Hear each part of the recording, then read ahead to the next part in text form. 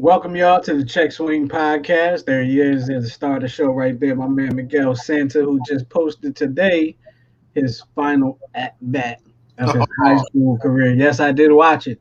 did you watch that, man? I watched the introductions, which I kind of fast forwarded. You were already there, and I saw you giving like the chest bump. I see your personality has not changed at Did all. you did you see the pile on at the end when we won? No, I didn't. I have to go back and watch it again. I did I did I did two Macho Man elbows and two Yokozuna big splashes. I think I broke three ribs, and we had prom that night. That was prom night. It was prom night. It was a scepter strike that was the longest in Philadelphia history at that time. It was like 44 days. Uh huh. So I I think remember. I was jumping on, piling on people, and then like, yo, can I get a ride home? Yo, can I get a ride home? Yeah, can I get a ride home? You getting a ride home from somebody that night. Yes, sir. Absolutely, absolutely.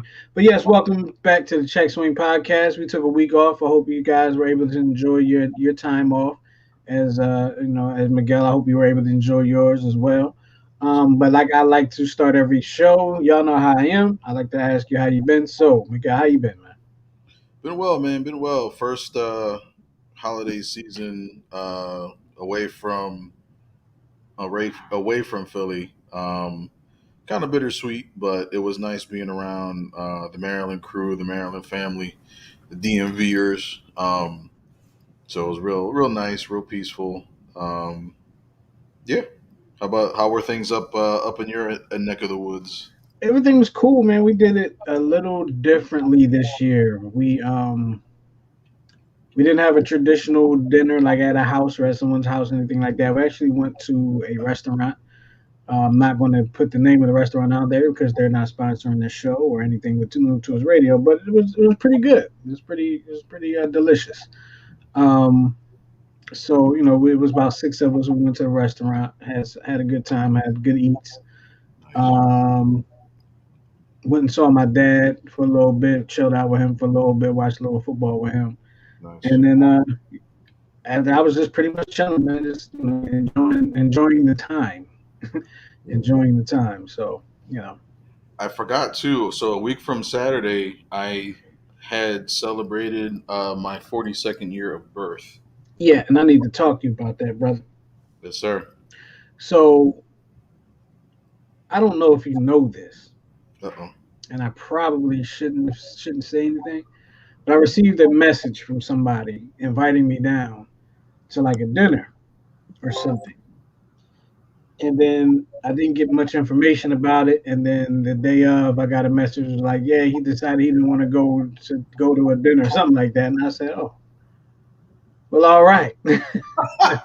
You know what it was, because my wife asked me, what I wanted, and I was kind of hemming and hawing, because it was like, there was also another birthday celebration from the wife of the uncle that we're staying with. So I was trying to like kind of you know see what they were doing. I didn't want to like interrupt plan. You know what I mean? Just trying to I go. can dig it. You dig what I'm saying? Yeah. So I was last minute with it. That was my fault. But that's all right. I'm gonna try to make it back up to Philly, so me and a couple of all of us guys can get together. Get a real cheesesteak, because still haven't found one yet down here. Let's go to Top Golf too. Say again? I said, let's go to Top Golf too. Yes. Top Golf, that's the spot.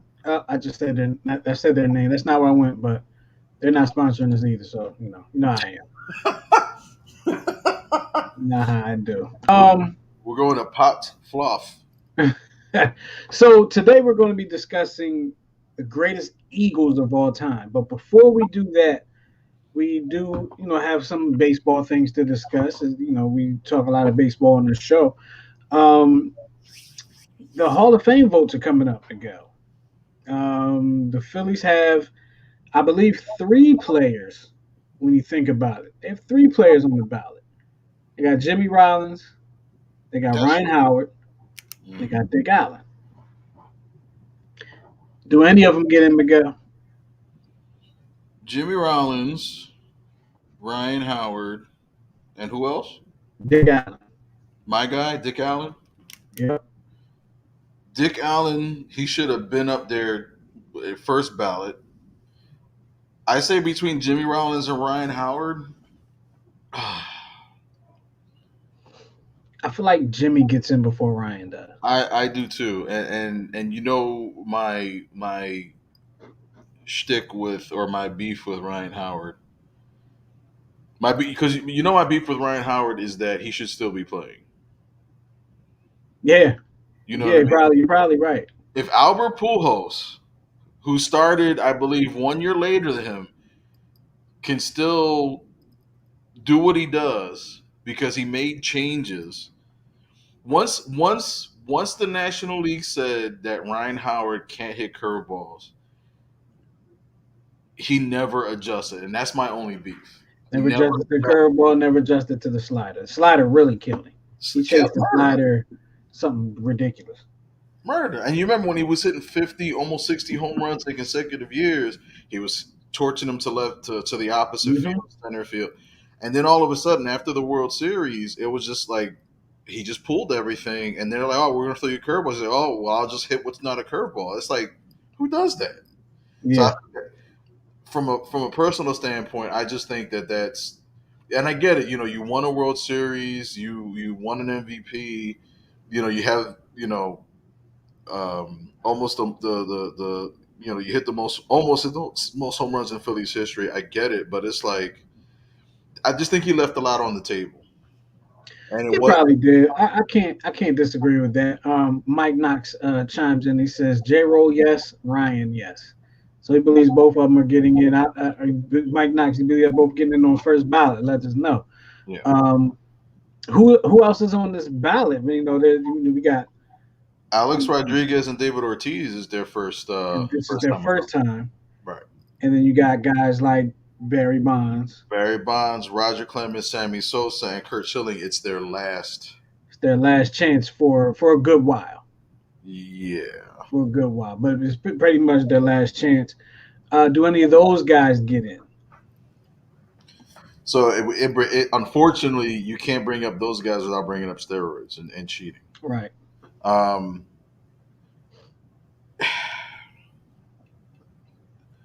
Here's the thing about Kurt Schilling, because he didn't win 300 games, and that's usually that's like the benchmark for a pitcher to make it as a guaranteed Hall of Famer.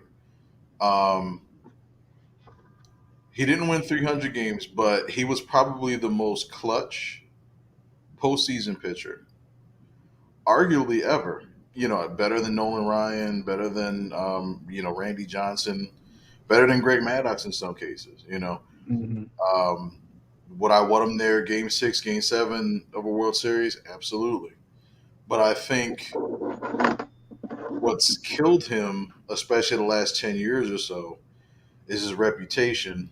Uh, his own players don't care for him. Didn't care for him when he played and don't care for him now for his political views. You know, so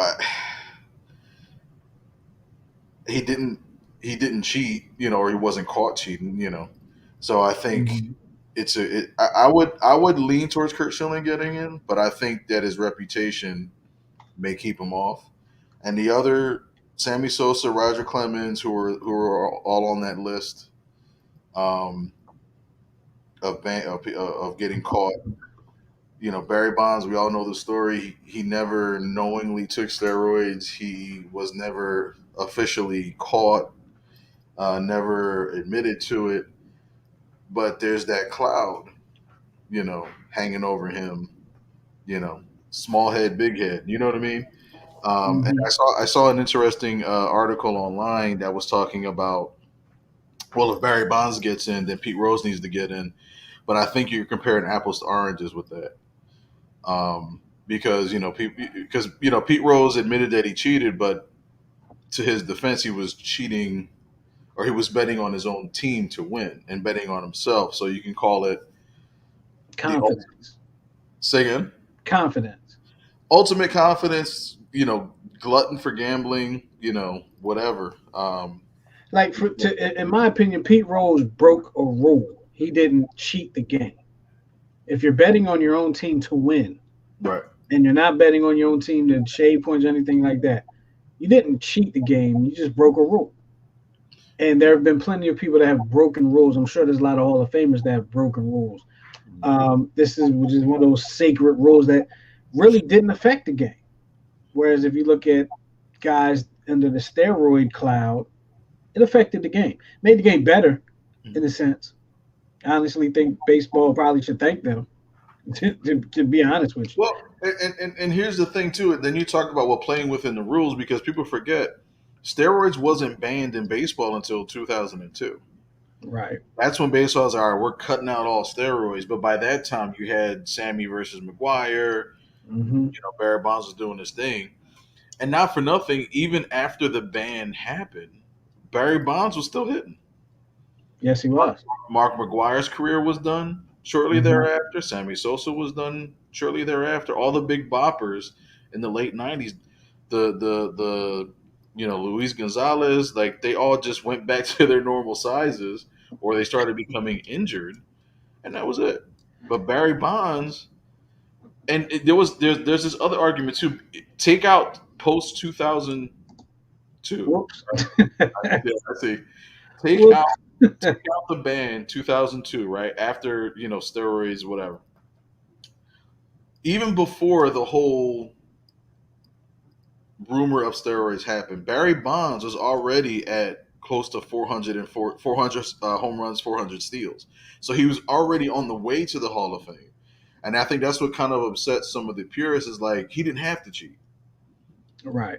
He did He not was have. already a great baseball He player. was already a great baseball player. He already had that great swing. And He knew notice we didn't say he was already a great hitter. He was a great baseball player. baseball player. Yep. He had all the tools. And it's funny So, because like when you see him play the field, he didn't actually have a great arm. He no, had you're right. He didn't have the greatest arm. You're right. but You're right. he was always the best left fielder in baseball because he had great technique.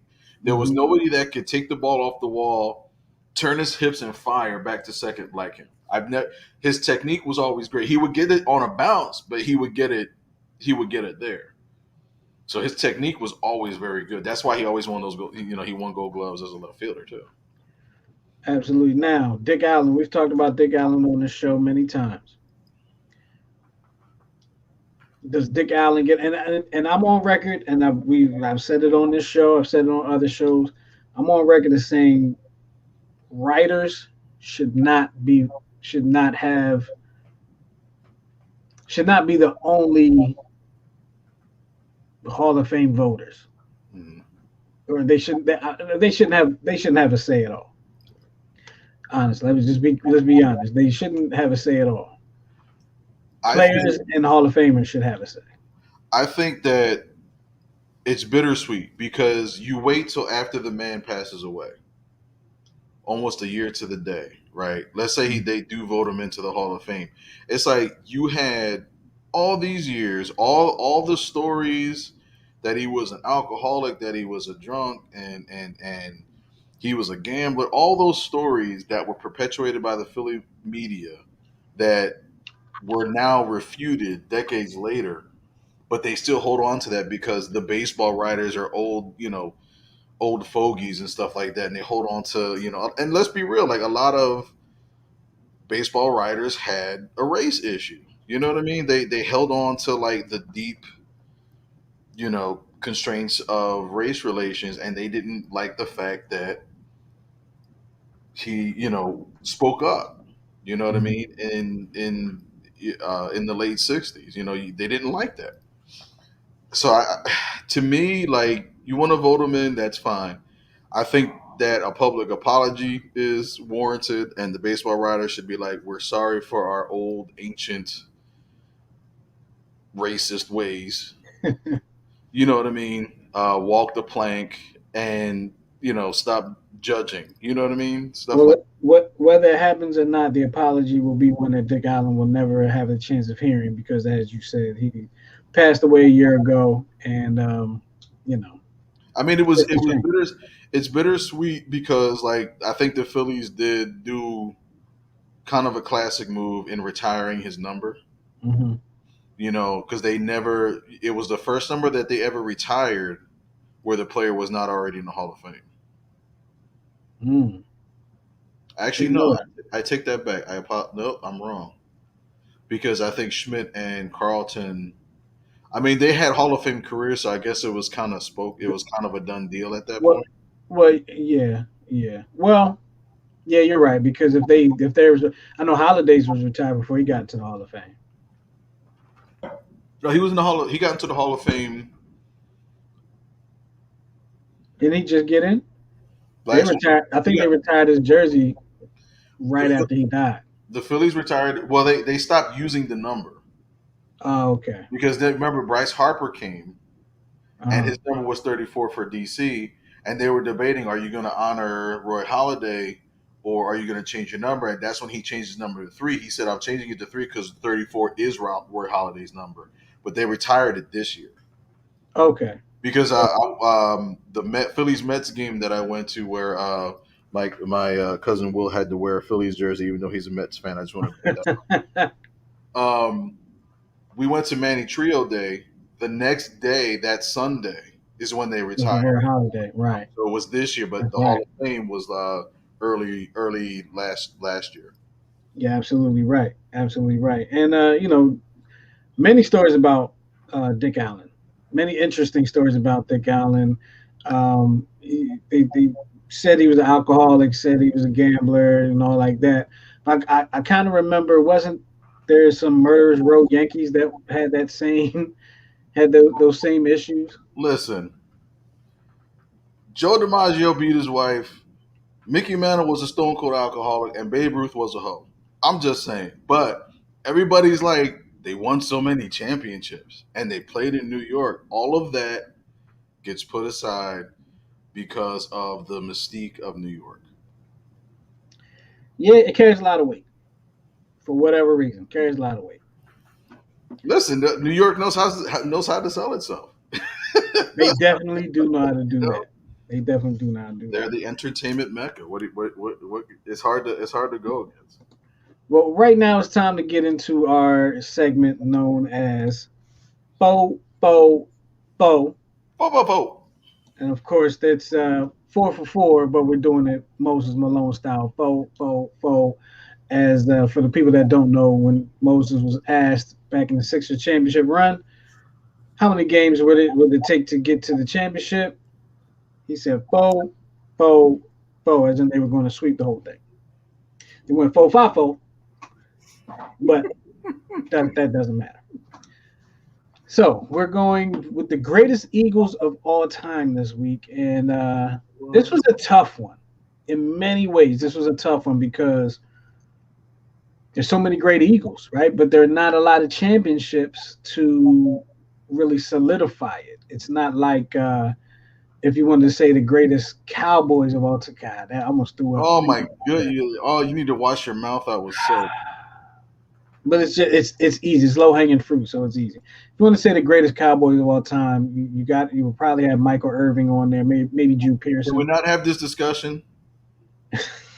Just pick it, dude. You A got different 30 team, a teams. different team. Okay, if you said the greatest Buccaneers of all time, I was thinking that too. Thank said you. the greatest Buccaneers of all time, you'll probably go with a Warren Sapp, not Derek Thomas, Derek Brooks, Derek Brooks, yeah. um, John Lynch, John Lynch. and Vinny Testaverde. Now let me stop. Jeez. I don't Oh, know. Mike Allstott. Ooh, Michael, that's a good one. Remember that dude? That's a good one. He That's a killed good us one. at the vet. They also had Simeon and Rice on their team, didn't they? Simeon Rice. Yep. They had that team. That was a bad boy too.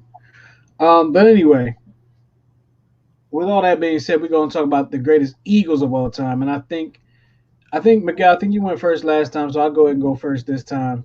My list is simple and easy, okay, and I think you're going to be surprised by a couple, or at least by one. Okay, you ready for it? Let's do it.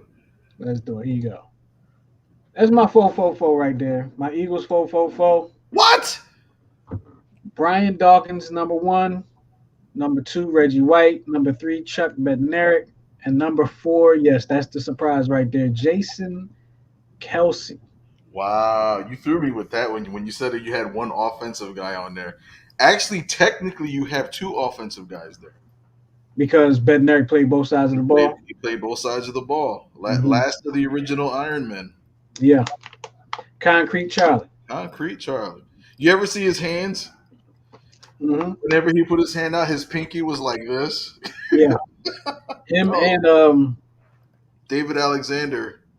no, Uh, him and Bill Brian Baldinger. Brian Baldinger. That's what I'm saying. Yeah, Brian Baldinger. I used to work with Brian Baldinger too, and to see his hand, it was just like And hanging a waggle. because they both did the same. They both talk like this, so Yeah, they're doing that. They're doing that on purpose. You know what I mean? absolutely, absolutely.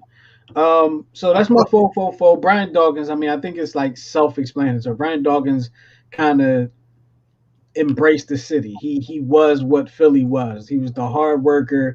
Bring your hard hat, put it all on the line, go 100% while you're on the field, give it everything you got. Brian Dawkins. City still loves him to this day. Um, Reggie White probably would have been the greatest Eagle of all time had Norman Braman not wanted to get cheap and not want to resign him. Okay. Um, Concrete Charlie, Chuck Bednarik, on a team that bought a championship, the first football championship to Philadelphia. Right? And he's got that famous picture. I should have pulled up the picture. Famous picture where he laid out Frank Gifford. Yep. At Franklin Field in Philadelphia. Now Penn's Field. But it's a famous picture. Look it up. Chuck Bednarik standing over Frank Gifford. Sorry, had a brain fart. And of course, last but not least, Jason Kelsey. Now, why did I put Jason Kelsey on this list? He's probably the best center we've ever had, right? When I was talking to somebody prior to the show, we were talking about how he came in at a small size and really took the job from Jamal Jackson. If you think about it, Jamal Jackson took the job from Hank Fraley, and I'll tell you a funny story about Hank Fraley a little bit. But then Kelsey took it from Jamal Jackson, and Kelsey was undersized and still out here knocking heads off. And like people are wondering like how is he still playing, but I'm wondering like will he ever stop? So and the city loves he embodies the city as well. He brings his hard hat, the mummers suit at the parade speech. You know, we thought Chase Utley had the greatest championship speech until Jason Kelsey got up there and told his. So that's my 4 for 4. Now, go ahead and tell me where I got it wrong, Miguel. I have to disqualify one of your picks. Why is that? He's still playing. Oh, that's right. He is Remember? playing. Listen, Man, that's right. We did say they can't be playing. They can't be current players. he's a great pick.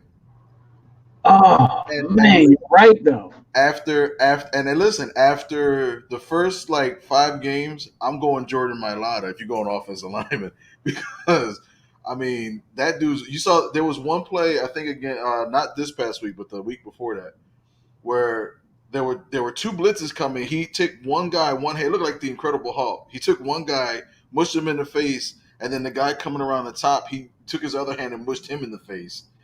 And he was just standing there with nobody to block. You know what I mean? I really wanted to see Jordan Mailata run the ball. You never I know. really, I mean, because he saw his rugby tape, right? Yeah, dude's a He can beast. run. He can run. He can go. But he's also really in touch with the sensitive side because you saw him crying at the end of the Giants game too. Yeah, I almost cried too. Yeah, we all did. So unfortunately, yeah. I got to disqualify one of my picks. If he were to retire tomorrow, you can put him back on the list. But Well, here's what I'm going to do. Let's change this up. last minute substitution. Last minute substitution. Trey Thomas. Okay, now we're Thomas. true story. I met Trey Thomas. He was it was my second job. I worked at the Bull store in Marlton, right? Marlton, New Jersey. I was amazed at the fact that he was big, and he Huge. was tall, but he has a very small head. It was like Beetlejuice, like that dude in Beetlejuice. It was weird, He and is he is a big dude. he had his son with him, right? His son had the same body structure as his dad, big torso, little teeny head. It was so weird. And you should know he wasn't on the roids. It was like that scene in Forrest Gump when Forrest Gump sees his dad and they're sitting in front of the TV and they both go like this. It was just like that. It was just like that. Two big bodies and a little head looking at Forrest Gump. That's my 444. Yeah, Miguel went and ripped mine apart. Well, one I did quarter of not it rip it apart. apart. But you told me where I got it wrong, and got to keep me honest. And you're absolutely right. Jason Kelsey is still playing. I said it early. He's still playing. Don't know when he's going to retire or if he's going to retire. So there you go with that. That was my 444 for the Eagles, greatest Eagles of all time. And we will also give you a chance to vote for your greatest Eagles of all time. And we're going to pick one. The one that gets the most votes is going to end up on our Philly 444. One Philly, one Eagle, one Sixer, one Flyer. We've done the Flyers, we've done the Sixers, we just did the Eagles. Next week will be the Phillies.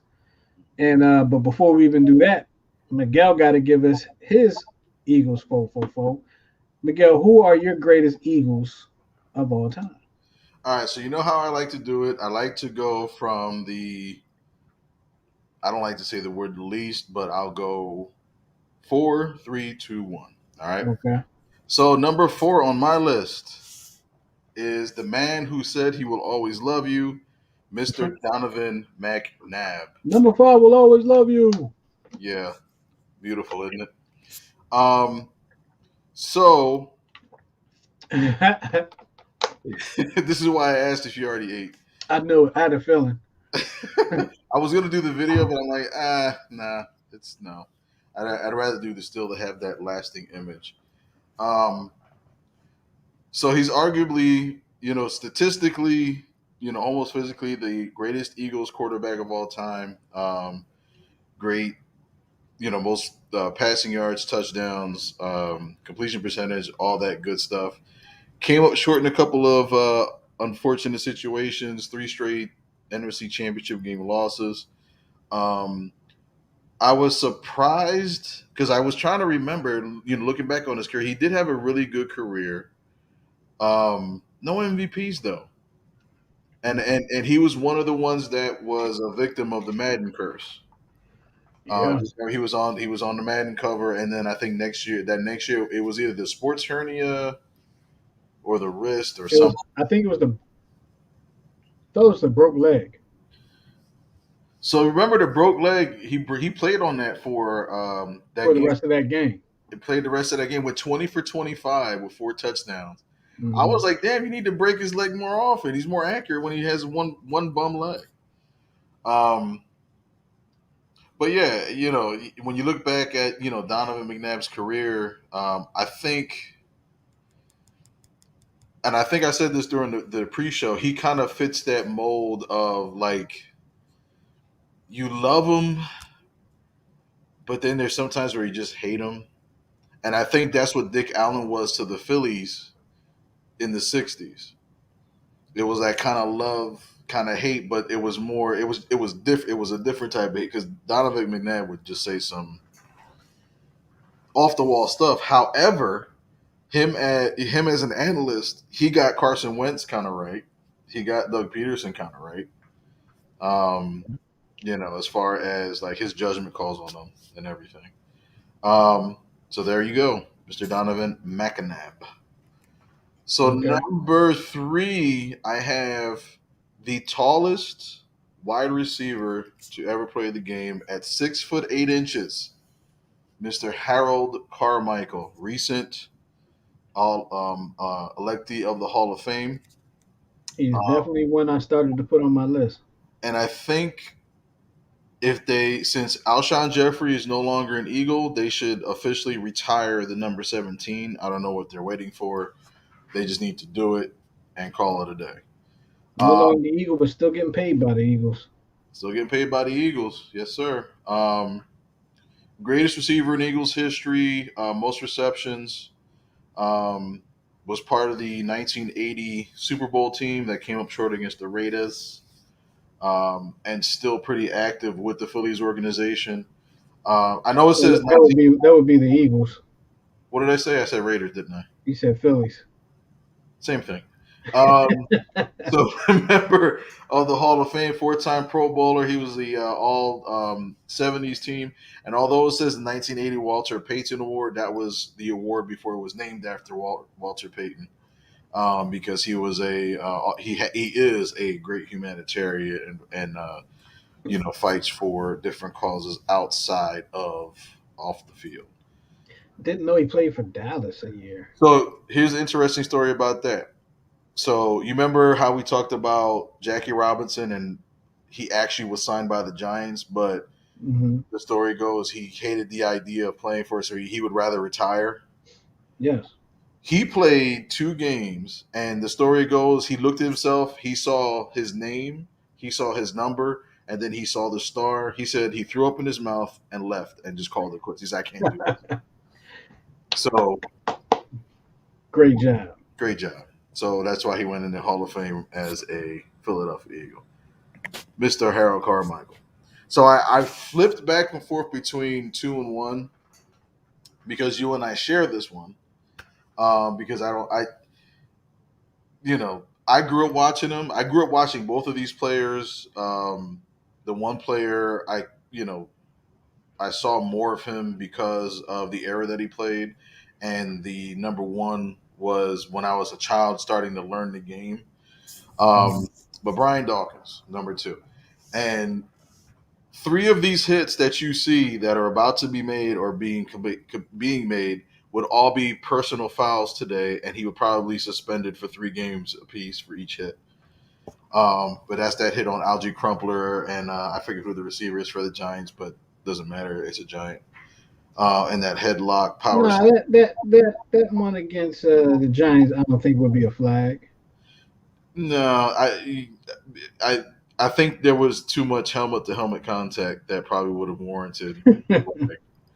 Um, but he's the one that, like you said, he personified the attitude, the spirit of Philadelphia. I think that he's the sole reason, the absolute sole reason why Donovan McNabb did not get booed at his retirement ceremony. Because if you remember correctly, he opened for Donovan McNabb. Like, who opens for a friend's retirement, retired number ceremony? But I think he kind of lightened the mood because it's Brian Dawkins. Everybody Always, loves Brian Dawkins. B Dog, always Weapon just X. what'd you say? So everybody loves Brian Dawkins. B Dog, Weapon X. There you go, man. Sharp dresser, should be a preacher. Hall of Famer, 9-time Pro Bowler, four-time All Pro, on the All 2000s team, and of course he played for the Eagles, and unfortunately ended his career in Denver, which even Andy Reid they said was the greatest mistake he ever made in not re-signing. Which was followed by the biggest mistake I ever made, which I was gifted an authentic Brian Dawkins jersey. And it was around the time where they were talking about getting rid of him. Right. And I was like, well, I want the jersey of somebody that's going to be playing for the Eagles because he was about to be playing somewhere else. Not even thinking about how great Brian Dawkins was, you know what I mean? So for like 2 years, I was asking, I was like, can you take this back so I can, get this other jersey? Can you take this back? Can you take this back? Finally, they took it back and got me a Westbrook jersey. That's what I wanted. I wanted Westbrook. I'm a big running back guy, kick return guy. And then like the next year, Westbrook was gone. So I was kind of mad, and I was like, yeah, I should have just kept Dawkins because that's the great B Dog. And yeah, And I still and got the Westbrook jersey though. I mean, B West was good, but he wasn't. Unfortunately, all of his injuries kept him, from being the Hall of Fame player he could have been. Yeah, I agree with that. I agree with that. So Brian Dawkins. So number one, of course, I went defense. The late great Reggie White. That was my guy right there. Yeah, man. Reggie White. I remember watching Look at Troy Aikman laid out. There's a lot of pictures. I think there's another picture with him and getting ready to kill Emmett Smith. It's a beautiful thing. Um, so you see there, his family was the one they accepted his Hall of Fame on his behalf. And Man, that was a rough one to watch too. After they unveiled the bust, and the yeah, son started crying. I still remember that. yeah, That was tough. it's crazy, man. But his career, 13 Pro Bowls, 8-time All Pro, and remember, I forgot the team. He didn't play in the NFL right away. No, he played in the USFL first. SFL was it the Or New Orleans Gamblers or some Ramblers or something? I thought it was Vegas for some reason. Might have been Vegas, I could be wrong. I but thought it was Vegas. it was USFL, right? He played USFL for He like played two. in the USFL It was first. like Yeah, Camp Herschel Walker. yeah. I'll look it up for you while you continuing your spiel there. And at one time was one sack away. People forget this. He was one sack away from the NFL record of sacks in the season in only his third season. He had 13 sacks his first year, 18, then 21, 18. The dude was a beast. He had double digit sacks for the first 9 years of his career.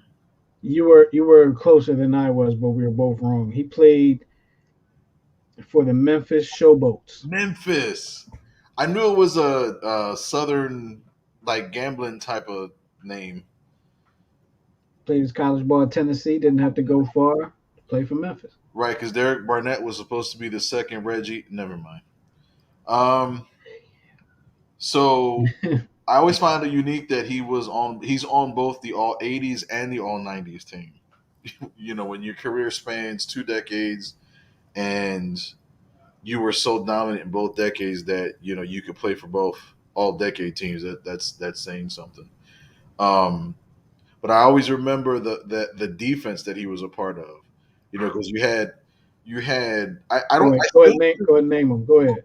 I still to this day cannot understand how they did not win every team in our division won the Super Bowl in the 80s and 90s except for us because we didn't give a damn about offense. Can you imagine? Buddy Ryan didn't care about offense. See, but Buddy Ryan was smart. He knew it was a defensive town. He knew we didn't care about offense, and he played up to that. And he played up on the fact that he beat up on Dallas, which wound up costing us because it flipped the fire in them to compete and win, 3 Super Bowls. So and Howard Eskin, say what you want about him, he would always call Buddy Ryan a fraud, and unfortunately 4 years and you never win a playoff game, and then your sons come up and kind of do the same thing. Just saying. I I I hate to love him to say death, but I hate to say this, but Howard Eskin is often right about a lot of things. yeah, He's often right about a lot of things. yeah. I don't care for the love he has for Jimmy Johnson, but that's another story. But I mean, he won, so you got to respect it. You got to respect it. But I just thought it was if Jerome Brown would have lived, to play out his career, hmm I think we would have been a lot closer, but I just Clyde Simmons, Reggie White, Jerome Brown, Mike Pitts, Eric Allen, Seth Joyner, Bird, Byron Evans, Andre Waters Andre Dirty Waters. It was like, how did we not win a Super Bowl? But might have been one of the greatest defenses ever. might have been. Man, so that's Miguel's four for four. That's McNabb.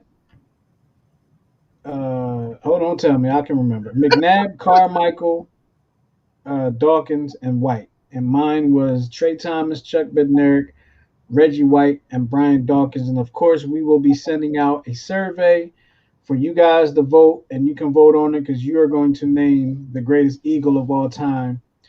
It could be one of our four, or it could be one of your own. Let us know. Let us know what you pick. Whatever you pick, that's what's going up there. We're picking our greatest Philadelphia athletes: one Flyer, one Sixer, one Eagle, one Philly. Next week we'll be doing the Phillies. That's going to be a tough one too. At least for me, it's going to be tough. For the historian over there, it's probably going to be tough for him too because he knows a lot more of the history than I do. Yeah, and we'll keep sending out the survey. So what we'll do next week, we'll just do an update on how the surveys are going. So after tonight's show, we'll send out the survey for Flyers, Sixers, and Eagles, and then we'll do the survey at the end, all four surveys at the end of next week's show. So And thank you to everybody who has been voting and has voted so far. We appreciate it. We appreciate the support. And just keep the votes coming. If you're able to continue to vote, keep the votes coming. We want to hear from you. All right, that's what we do. But with all that being said, Miguel, do you have a guest for me today? I have a guess for you today. Okay, let me pop that in. Here we go.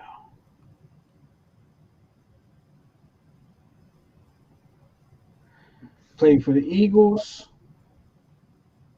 Is that the Washington football team? Or is that Absolutely, the Cardinals? Cardinals. Eagles, Cardinals, Packers, Broncos. Yep. 3-time Pro Bowl, 1-time Super Bowl champ, Seth Joyner. Bam! Yep, I knew that one, baby. That was by Seth far Joyner. Another one I used to work with. the quickest guest ever. I think it was literally maybe 12 seconds, if that, and that was only because you repeated everything. Well, I also realized at one point you didn't say Seth Joyner in your defense until kind of I did, almost like you didn't want to put Seth Joyner in my mind for later on. I just Yeah, kind of remembered he was number 59 though. yeah. There's like distinct numbers like that. Every Eagle fan should remember. Like everybody's just gonna remember 5, 20, Mm-hmm. 17. You Mm-hmm. know, 59, 56, 92, 99. There's like certain numbers that are like you gotta know. You Yeah. just have to know. Um, But I forgot. I didn't realize. I remember him winning a Super Bowl with the Packers. I just didn't remember the number change. I didn't remember the number change either. I didn't realize he changed his number there, and I didn't realize that his. I didn't know he played for the Broncos. I didn't remember him playing for the Broncos. His last season, he played for the Broncos. I remember the Cardinals because I was at the game, the first game when Buddy Ryan came back to Veteran Stadium as a coach after he got fired from the Eagles. I remember because we sat in the 200 level section, and it was the first time I ever experienced the illegal uh, transportation of marijuana. Um, it was it was in a cheesesteak. So this raggedy looking dude to my right, he had this long aluminum foil thing, right? And I'm like, This is back when you can bring big old coolers and stuff to the games and eat. right. So Uh-huh. he pulled his joint out. It looked like the thing you put in a bazooka, right? So I remember there was this odd odor, and I was looking at my family members. I'm like, "Is that you?" And I remember him opening the thing up. I was like, "Oh, it's a cheesesteak." And I remember him digging the meat out and then flipping out a plastic bag, a sandwich bag. And he Regular. was like, and he looked around to and says, "Hey, buddies, eh, eh." I was like, "What's that?" So I just thought it was, I thought it looked. I'm like what 9 or 10 at the time. I'm like, is it oregano? I'm like, what is that? So they had a lot of fun that night, and I only remember up to the third quarter. So I just remember Randall Cunningham throwing a bomb to Calvin Williams. It was like over the shoulder. I think we won like 17-10, so it was kind of close. But I do, Seth Jordan got a standing ovation, and Clyde Simmons, because Clyde Simmons went to Arizona Mhm. with Buddy I Ryan. was like heartbroken that year, like because that was like the first year I realized like your team, your guys may not always play for your team. And I Yeah, was like, how could he go to Arizona? Like they're terrible. Why would you even want to go there? yeah. And then when you look back and you realize like Norman Brayman didn't care, didn't give two damns about the team and winning. He was a businessman, money first, and yeah. Yeah, yeah, that's absolutely what he was. So didn't have to waste so much time on that one. Yeah, man. Yes, feel good about myself. And I went with the first guess too. Went with the First first guess. guess Took within your advice. 5 seconds. Yeah, I took your advice. I went with the first guess. So, well, that's going to do it for the Check Swing podcast. I'm not forgetting anything, am I? Because you know I will.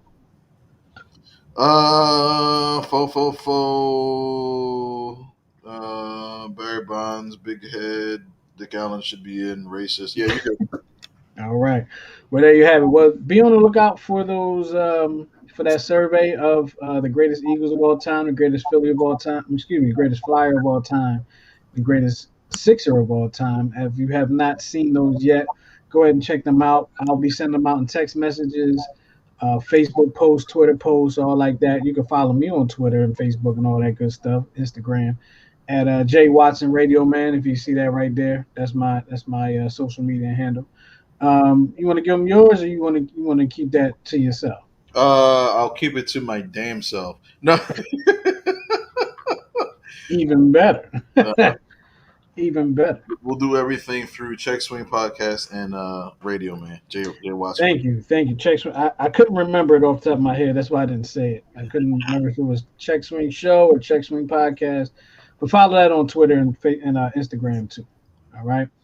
And for all that being said, for my man Miguel over there, and for myself and everyone here at New Tools Radio, we want to thank y'all for checking us out here on the Check Swing Podcast. Make sure you tune in with us next week as we'll be rounding out our fo for the Philly athletes with the Phillies. You want to hear something real funny, real quick? Yeah. Every time I saw Chuck McNarick on TV or Baldinger when I was growing up, I thought they were doing Crip signs. Have a good night. I'm like, all right, Crip walking? What? Oh my goodness. On that note, we're gonna get up out of here. Appreciate y'all for hanging with us, man. We'll talk to y'all next week here on the Check Swing Podcast. Make sure y'all tell a friend to check us out. Keep it locked, y'all.